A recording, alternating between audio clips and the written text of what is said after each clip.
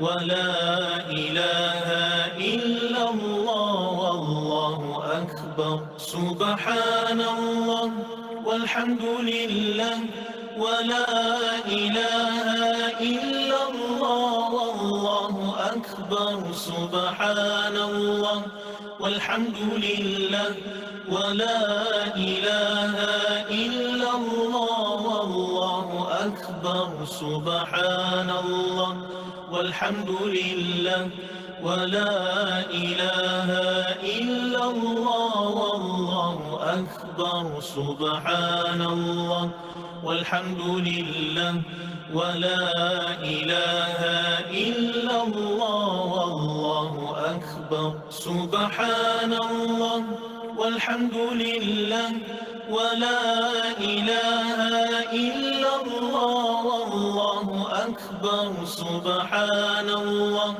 والحمد لله ولا إله إلا الله والله أكبر سبحان الله والحمد لله ولا إله إلا. Assalamualaikum warahmatullahi wabarakatuh. Hari ni bukan ustazah bercakap. Malu pula saya nak ambil platform ni. Assalamualaikum semua. InsyaAllah tak apa, kita ada 15 orang hari ini. Saya bukan ustazah Tahira hari ni. Kita santai-santai je. Ya, Ustazah Mahfuzah. Okey. Jangan terperanjat. Kalau tiba-tiba terperanjat tengok ustazah tiba-tiba dah tukar rupa, tak adalah. Hari ni nak bawa topik santai-santai bila ustazah minta kita share. Kita share tapi nak pilih tajuk tu Masya Allah. Susahnya nak bercakap kan dengan platform yang berbeza ni kan. Berdebar rasanya. Okay. Nak cakap benda yang dekat dengan saya lah. InsyaAllah. Alhamdulillah rasanya ada yang tahu, ada yang tak tahu. Antara staff UiTM yang berjaya menamatkan pensijilan kognitif behavioral therapy. Ada 2 orang setakat ni di UiTM Pasir Gudang. InsyaAllah di UiTM Johor rasanya ada 2 orang, saya dan Dr. Mahfuzah. So nak kata kami bawa pangkat ataupun position therapist tu tidaklah, tapi as orang kata human being kita bantu orang kata kawan-kawan kita untuk jadi orang kata lebih baik daripada hari ini, esok dan seterusnya. InsyaAllah lebih kurang macam tu, nak bantu diri sendiri sebenarnya. So kami enroll orang kata dalam awal tahun ni. Yes, banyak lagi benda yang nak dikongsikan sebenarnya. Ada antara yang kami dah kongsi dengan ahli-ahli pewani, ada yang dah kongsi dengan sama-sama kawan yang lain, tapi bila kita ambil platform hari ini, Ustazah Mahfuzah dah selesai minggu lepas. Semalam Ustazah Azizah dah selesai mengenai senyum. Senyum sebab kita bercerita pasal merdeka kemarin. Sebenarnya nak bawa tajuk merdeka juga, tapi macam ada benda yang dekat dengan hati saya yang saya nak share.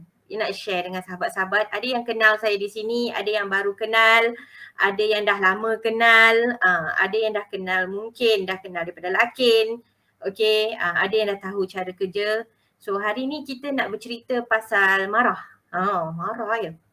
Marah sempena pandemik ni. Pandemik ya. MCO 18 Mac 2021. Itu tarikh kita dirasmikan supaya bermulanya kata perintah kawalan lah. Okay. So bila 18 Mac 2020 minta maaf. Okay. So mungkin masa tu tak terasa lagi. Dah nak masuk 2 tahun ni rasanya dah macam-macam rasa. Betul tak? Tak kira lah sekiranya anda ada kerja atau tak ada kerja. Macam-macam rasa ada. Ada yang marah dengan diri, ada yang marah macam-macam lah. Ada marah dengan keluarga, ada yang marah dengan suami, ada yang marah dengan isteri. Ada yang marah dengan anak-anak, ada yang marah dengan cikgu-cikgu, macam-macam lah. Tak payah risau. Apa yang anda rasa marah tu, saya pun rasa marah. Normal. Okay, kalau rasa marah tu normal. Dan ada yang marah bila kawan cakap sikit pun marah. Tak ada kena-mengena pun sebenarnya, tak ada apa-apa pun. Tapi marah. Okay, saya tak bercakap pasal orang lain, saya bercakap pasal diri saya sendiri. Okay, so saya marah ni dah lama sebenarnya, dah lama marah. Saya ni cepat marah. Inilah kita nak cerita nak share. dah lama marah. Tapi times to come, saya rasa siapa yang pernah ingat bila Nilofa, kita sentuh pasal Nilofa, bila dia sentuh pasal penghijrahan dia buka Quran, dia just buka page dan dia dapat. Sebenarnya saya rasa ramai sebenarnya yang buat macam tu.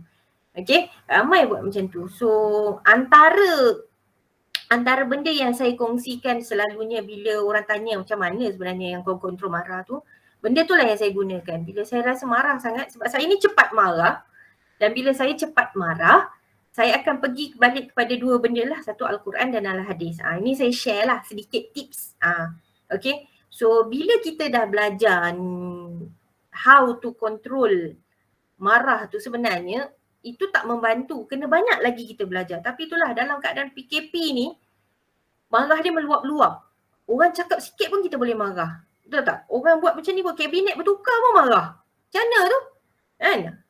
So banyak benda yang akan menyebabkan kita marah. So macam mana kita nak kontrol diri kita marah tu, saya share sedikit je hari ni. Sebab kita tak lama, so kita ada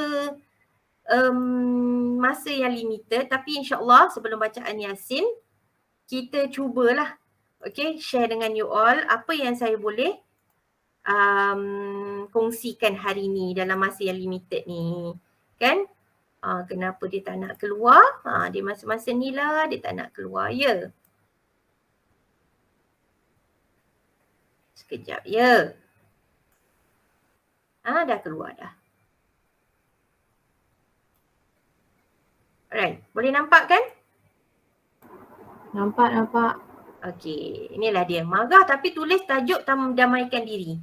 Sebenarnya bila kita marah ni sebenarnya, kita tak settle dengan diri kita.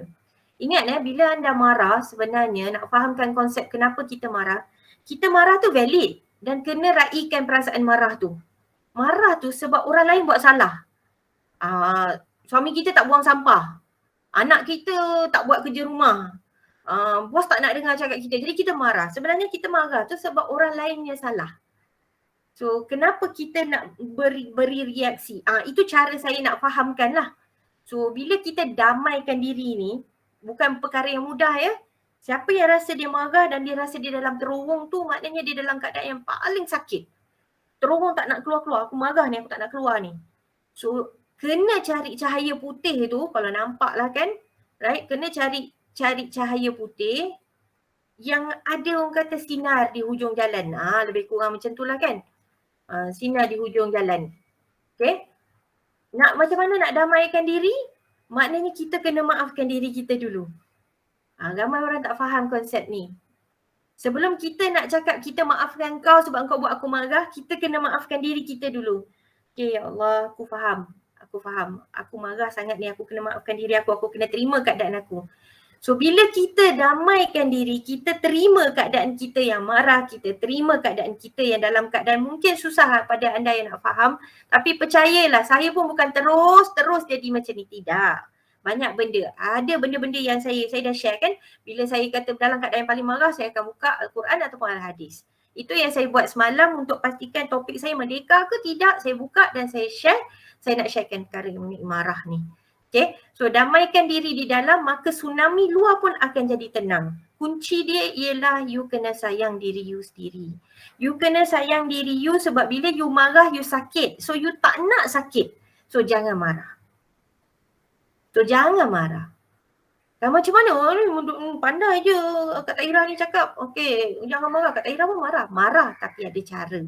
Okay, kena pandai. Sebab tu dalam kita nak handle diri kita ni pun, kita kena tahu cara kita nak handle. Bukan semua orang cakap, saya tak nak maafkan dia. Cuba fikir balik apa yang dia buat dan listkan apa pros and cons. Itu kata ada cara banyak sekarang kita nak detox dalam waktu pandemik ni. So bila PKP ni sebenarnya kalau sifu saya cakap perintah kembali pada pencipta. So dengan keadaan kita ada Yasin, orang kata setiap hari, Alhamdulillah. Saya memang kata bersyukur sangat kita ada program macam ni kan. So ini caranya kita nak damaikan diri kita. Carilah cara, macam mana pun cari cara. Okay, so bila kita dah tahu macam mana kita nak kontrol, dan saya share tips saya ya, macam mana saya nak kontrol, saya akan baca Ya Latif. Dalam surah Al-Mulk, tak silap saya, Ustazah betulkan kalau saya salah ayat 14 tak silap saya. Ala ya'lamu man khalaqa wa huwa latiful khabir. Tu bila dia bukan Ustazah Tahira bercakap, tapi saya share apa yang saya guna. Kita kadang-kadang kita nak lembutkan hati orang tapi kita lupa nak lembutkan hati sendiri. So saya akan baca ayat tu banyak kali sebelum saya nak bercakap ataupun saya nak berbicara ataupun apa-apa saja yang saya nak cakap, saya akan pastikan saya repeat again and again ayat tu. Ada yang latif lah, lembutkan hati. Lembutkan hati bukan pada orang yang nak mendengar apa yang kita cakap, tapi lembutkan hati kita yang nak bercakap ni. Itu lebih kurang lah kan. So bila katakan you all tengok dalam keadaan tu, bila you all dah tahu, dan baru saya petik sebab ada ramai orang nanti kan dia tersentak bila Tahira, Pak Tahira ni bercakap ni. Tak, saya kata saya akan kembali balik bila nak share ilmu pada platform hari ni yang berbeza untuk saya ni. Saya akan pergi balik pada kita punya orang kata apa pegangan kita lah, Al-Quran dan Al-Hadis.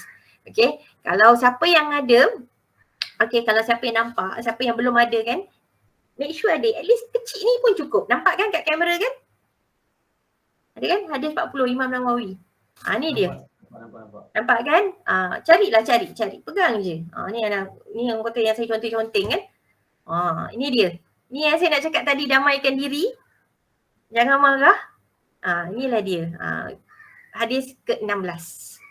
Jangan marah dan bagimu syurga. Kenapa dalam hadis ni dia terus terang kata intisari dia, saya tak ada ubah ayat apa Intisari dia ialah larangan bersifat marah, sebab bila kita tahan marah kita ni, banyak lagi kebaikan. Dan marah tu sebenarnya bawa pada keburukan. Yang nombor 2 ialah bila kita tahan marah ni, kita tak marah ni, banyak benda yang kita akan buat. Ahlak itu pujilah, kita tahan marah, kita sabar, kita lemah lembut, kita cuba, kita rendah hati sebenarnya. So itu akan bawa pada topik yang saya selalu kata saya research lah kan, tapi itu cerita lain. So dan bila marah ni kita nak tahan marah, dalam hadis ni dia bagi intisari yang ketiga ialah kita kena sabar atas musibah. Saya faham di kalangan kita hari ni ramai yang terkena dan terasa dengan macam-macam. Saya memang doakan setiap hari pada sahabat-sahabat saya, pada semua staf kata UiTM Kampus Pasir Gudang, memang yang mana terkesan, saya memang panjat pada doa, ya Allah lepaskan mereka daripada semua musibah yang ada. InsyaAllah kita sama-sama doa hari ini dan seterusnya. Dan bila kita sabar tu sebenarnya kita didik diri kita jadi lebih slow rendah diri. Dan yang penting sekali ialah kata bawa kepada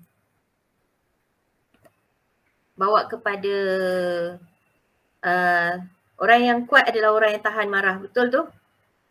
Saya dah tak sharing kan? Okay. Alright. Orang yang kuat adalah orang yang tahan marah. Ingat kata akhir kalam lah sebelum kita memulakan bacaan Yasin kita hari ni. Dekat dunia ni tak ada satu benda pun yang kekal. Semua tahu kan? So sebab kita nak start latih diri kita daripada tak marah ni, tak ada satu benda pun yang kekal. Yang ada ialah kasih sayang. Sebab Fairuz kata orang yang kuat adalah orang tahan marah. Fairuz kenal saya daripada lelaki dulu kan, dah tahu macam mana pun. Okay, tak ada benda pun yang kekal kecuali kasih sayang. So, kalau hari ni saya membuatkan salah seorang daripada anda marah ke apa, saya minta maaf. Okay, insyaAllah tak naklah dipersoalkan nanti kan. Okay, tapi kalau ada benda yang kita sama-sama boleh buat untuk pastikan kampus kita ni lebih imarah, just share. InsyaAllah kami ada.